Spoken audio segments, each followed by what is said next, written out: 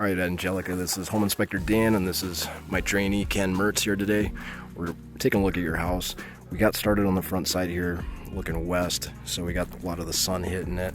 There's some stucco issues, some minor stucco issues, some exposed weep screed under there, some stucco holes, little tiny holes, some areas of concern that just need to be cleaned up.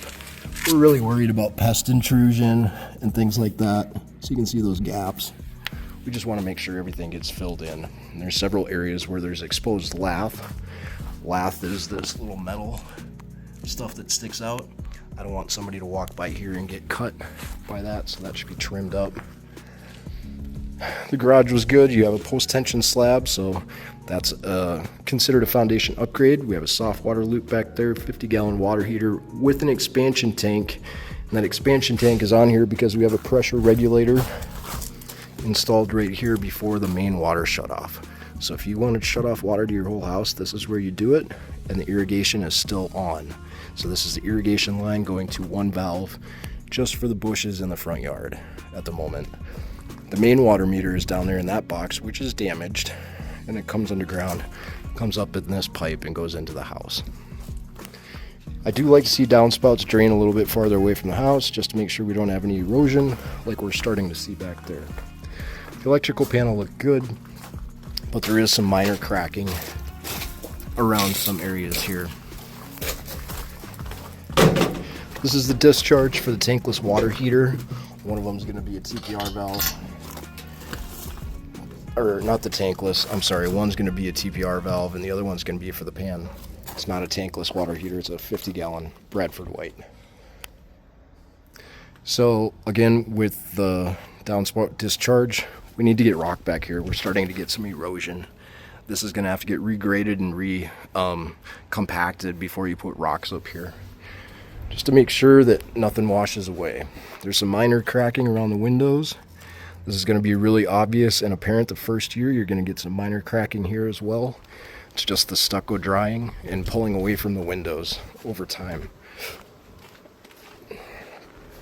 So we did take some look at the gutters while I was up there. I'm having Ken take a look at them right now.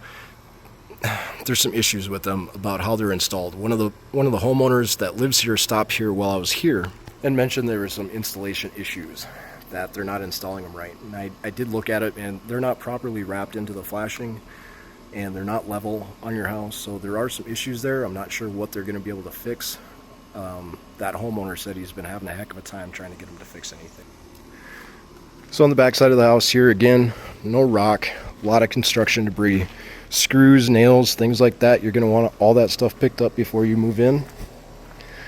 Water spigot here, 4-ton air conditioning unit, which is not level right now. I worry about it being level because that fan in there, if it's not level, it'll vibrate excessively and it'll wear down a lot quicker. So let's re-level this and then possibly get these fins repaired. So it looks like something hit this and smushed those fins in. That's going to decrease your cooling efficiency. And it looks like these kind of got pushed in right here too. You can see the marks that it made. And this gutter right here is full of water because it's not sloped right. It's bent in the middle, so it's drooping. Stucco wall here. There's some minor cracking. This is an example of one that's the second layer. You can see the third layer of stucco goes over the top of that crack, so it was cracked out before they put the third layer on. So they're going to have to come back through and make sure that they seal all that stuff. Again, with no rocks, and we have erosion starting to happen right here. I don't want that to make its way underneath your foundation. So the more that we have eroded here, the more of a chance we have moisture of going back under that and causing some instability in your wall. And it is expansive soil down here, so please be careful about how much moisture you put in around your home. These gutters are a great upgrade, but they need to be installed properly. So you might have to get a professional gutter company to come in and install them right if you have problems with the builder.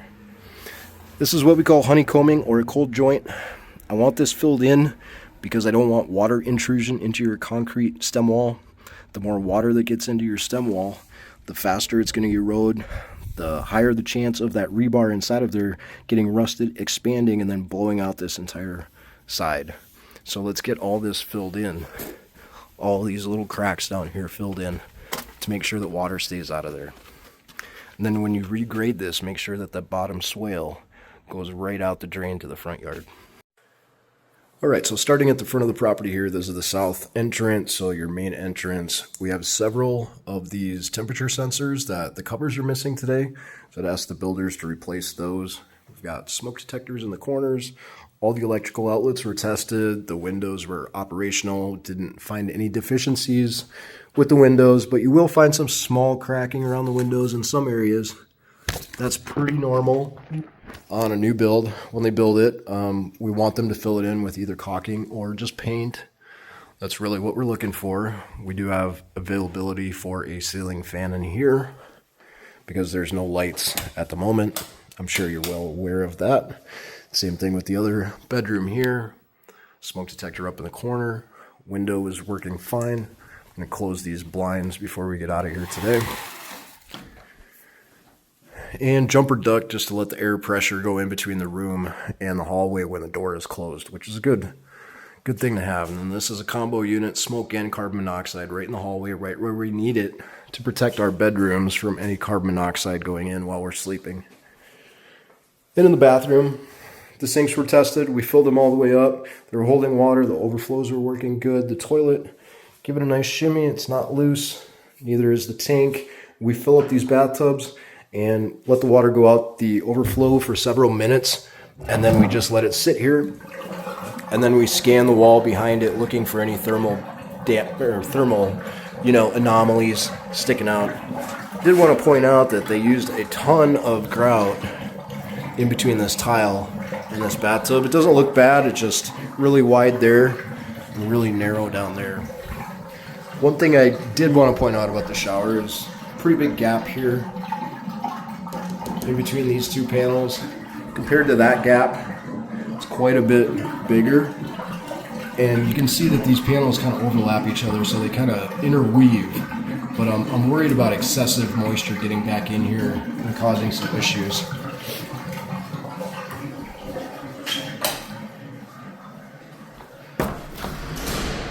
In the garage, while we're in here, the garage door was working good today. It's a new Genie model. These are pretty much baseline. They do a good job. They're nice and quiet, but they're not like super powerful. So don't add any extra weight or insulation to this door without getting that spring adjusted. And we did pull the rope today just to make sure that you could open it manually, and it was good. The car charger here was powered up, and so were all the outlets in the garage, which are protected by GFCI breakers in the electrical panel out here. The water heater is a 50-gallon Bradford White with an expansion tank on the top because there is a pressure regulator over here on the main water entrance, which we like to see. There is a pan hooked up underneath the water heater, so if anything drips, it should go outside. And then you have a soft water loop right here in the garage, so if you want to stick a water filter or water softener on there, you can. And that's just a doorbell transformer. That takes your 110 voltage down to about 12 volts, so you don't get electrocuted if your finger goes through the doorbell.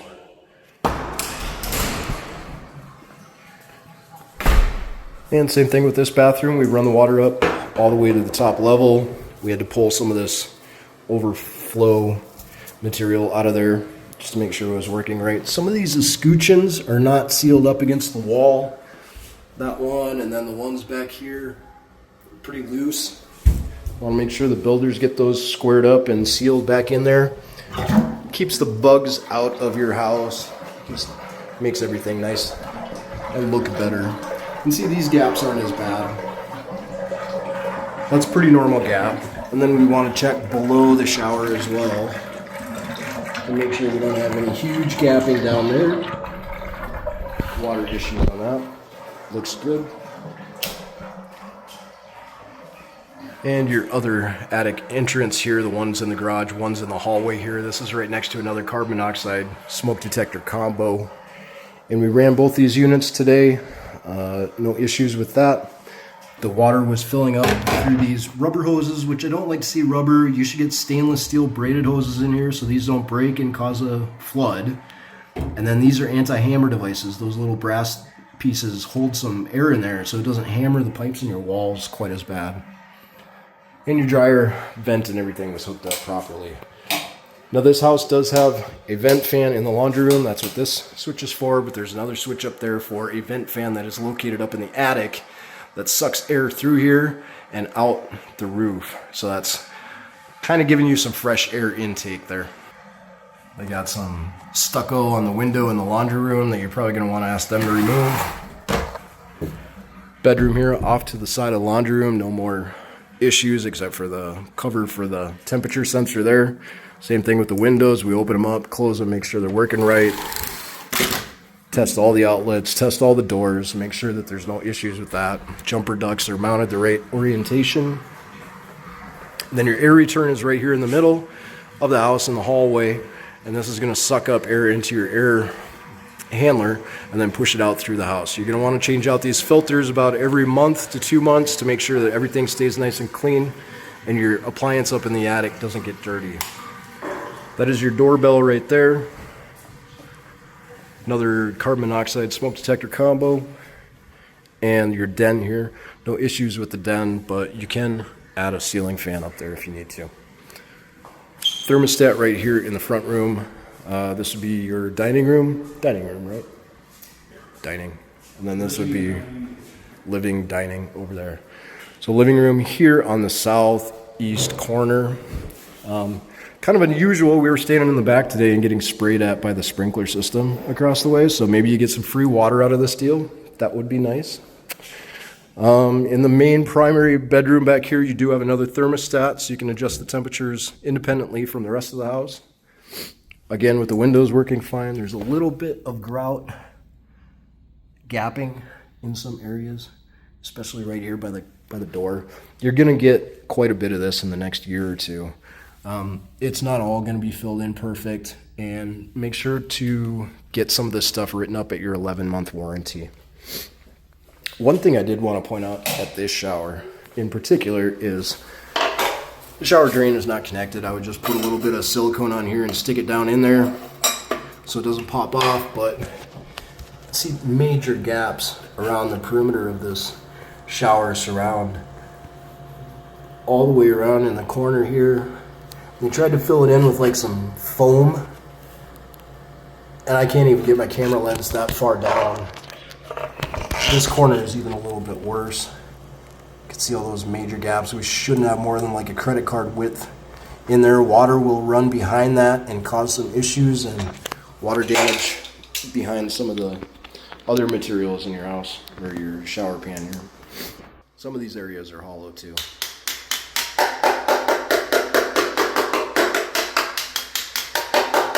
So if you were to drop something hard on one of those hollow areas, it might crack out in there. But they do have a shower rod and everything connected. That window does not open up, but that is your vent fan up there. Tested the sinks, make sure everything goes out, and we have GFI protection out in the main electrical panel. So if you need to reset something, it can be reset out there. Now I'm going to reset all the thermostats in the house to 76, where it was when we got here today. Make sure everything is closed up and locked out.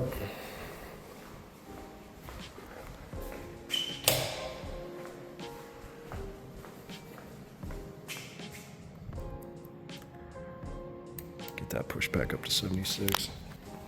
If you have any questions about this home inspection, please reach out to me, Home Inspector Dan with Property Inspections Plus. These new houses, they always have a little bit here and there to look at, some cosmetic issues, and you really should take that opportunity with the builder to do a walkthrough and blue tape things to yourself. So if there's some cosmetic deficiencies that you're not happy with, you can present them to the builder. I know you have a walkthrough coming up with the builder on Wednesday, so hopefully you can get this report tonight and spend some time on it on Tuesday and get that figured out. But again, give me a call if you have any questions.